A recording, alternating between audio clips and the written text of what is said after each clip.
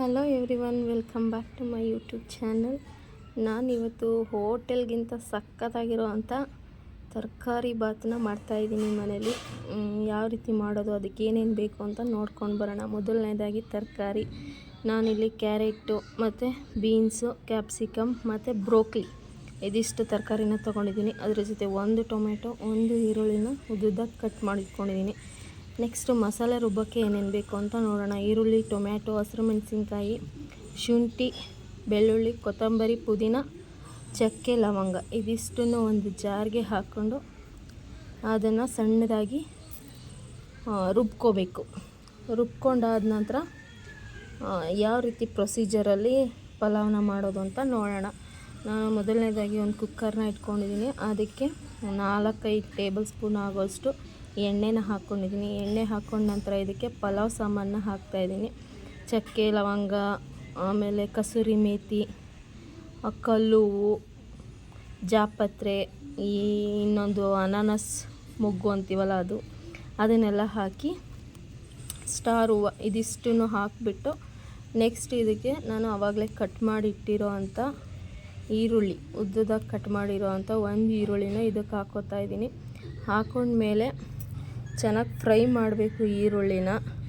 ಅದು ಸ್ವಲ್ಪ colour change ಆಗಬೇಕು, ಅಲ್ಲಿ ತನಕ ಫ್ರೈ ಮಾಡಿಕೊಂಡ್ರೆ ಸಾಕು. ಈರುಳ್ಳಿನ ಫ್ರೈ ಮಾಡ್ಕೊಂಡ್ಮೇಲೆ ನಾನು ಇದಕ್ಕೆ ಆಗಲೇ ತೋರಿಸಿದ್ನಲ್ವ ತರಕಾರಿ, ನಾನು 4 ತರಕಾರಿ ತೊಗೊಂಡಿದ್ದೀನಿ ಅಷ್ಟೇ. ನಿಮ್ಗೆ ಯಾವ್ದ್ಯಾವುದು ಮನೇಲಿ ಅವೈಲೇಬಲ್ ಇರುತ್ತೋ ಅದಷ್ಟನ್ನು ಹಾಕ್ಕೋಬೋದು. ಇದೇ ಹಾಕ್ಬೇಕು ಅದೇ ಹಾಕಬೇಕಂತ ಏನಿಲ್ಲ. ಇದಕ್ಕೆ ನಾನು ಈ 4 ತರಕಾರಿನ ಕಟ್ ಮಾಡಿ ತೊಳೆದಿಟ್ಕೊಂಡಿದ್ದೆ. ಅದಷ್ಟನ್ನು ಈರುಳ್ಳಿ ಫ್ರೈ ಆದಮೇಲೆ ಹಾಕ್ತಾಯಿದ್ದೀನಿ.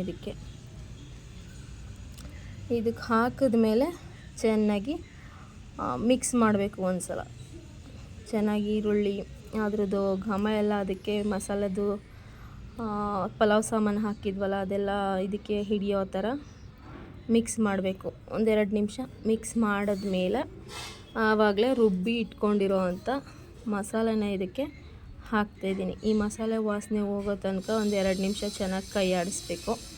ಕೈ ಆಡಿಸಿದ ನಂತರ ನಾನು ಇದಕ್ಕೆ ಕಟ್ ಮಾಡಿ ಇಟ್ಕೊಂಡಿರೋ ಅಂಥ ಒಂದು ಟೊಮ್ಯಾಟೊನ ಇದಕ್ಕೆ ಹಾಕ್ತಾಯಿದ್ದೀನಿ. ಟೊಮ್ಯಾಟೊ ಸ್ವಲ್ಪ ಸಾಫ್ಟ್ ಆಗೋ ತನಕ ಹೈ ಫ್ಲೇಮಲ್ಲೇ ಇಟ್ಕೊಂಡು ನಾನು ಇದನ್ನ ಫ್ರೈ ಮಾಡ್ಕೊತಾ ಇದ್ದೀನಿ. ಈ ಹಂತದಲ್ಲಿ ಟೊಮ್ಯಾಟೊ ತರಕಾರಿ ಎಲ್ಲ ಸ್ವಲ್ಪ ಸಾಫ್ಟ್ ಆಗಿದೆ. ಅದಾದಮೇಲೆ ನಾನು ರುಚಿಗೆ ತಕ್ಕಷ್ಟು ಉಪ್ಪನ್ನು ಹಾಕಿ ಮತ್ತೆ ತಿರುಗಿಸ್ತಾ ಇದ್ದೀನಿ. ಇದು 1-2 ನಿಮಿಷ ಕುಕ್ ಆದಮೇಲೆ ಒಂದು 1/4 ಕಪ್ ಆಗೋಷ್ಟು ಮೊಸರನ್ನ ಹಾಕ್ಕೋತಾ ಇದ್ದೀನಿ. ನಾನು ಮೊಸರನ್ನ ಹಾಕ್ಕೊಂಡು ಚೆನ್ನಾಗಿ ಮಿಕ್ಸ್ ಮಾಡಬೇಕು. ಮಿಕ್ಸ್ ಮಾಡಿ ಈ ಮಸಾಲೆ ಎಲ್ಲ ತರಕಾರಿ ಎಲ್ಲ ಚೆನ್ನಾಗಿ ಬೆಂದು ಸೈಡಲ್ಲೆಲ್ಲ ಎಣ್ಣೆ ಬಿಟ್ಕೋಬೇಕು. ಅಲ್ಲಿ ತನಕ ಇದನ್ನು ನಾವು ಬೇಯಿಸ್ಕೋಬೇಕು. ನೋಡ್ತಾ ಇದ್ದೀರಲ್ವ, ಈ ರೀತಿ ನಾನು ಹೈ ಫ್ಲೇಮಲ್ಲೇ ಇಟ್ಕೊಂಡು ಇದನ್ನೆಲ್ಲ ಬೇಯಿಸ್ಕೊತಾ ಇದ್ದೀನಿ. ಈಗ ಮಸಾಲೆದೆಲ್ಲ ಎಣ್ಣೆ ಬಿಡಬೇಕು. ಎಣ್ಣೆ ಬಿಟ್ಟ ನಂತರ ನಾನು ಅದಕ್ಕೆ ತೊಳೆದಿಟ್ಕೊಂಡಿರೋ ಅಂಥ ಅಕ್ಕಿನ ಹಾಕ್ತಾಯಿದ್ದೀನಿ. ನಾನಿಲ್ಲಿ 3 ಗ್ಲಾಸ್ ಅಕ್ಕಿ ತೊಗೊಂಡಿದ್ದೀನಿ.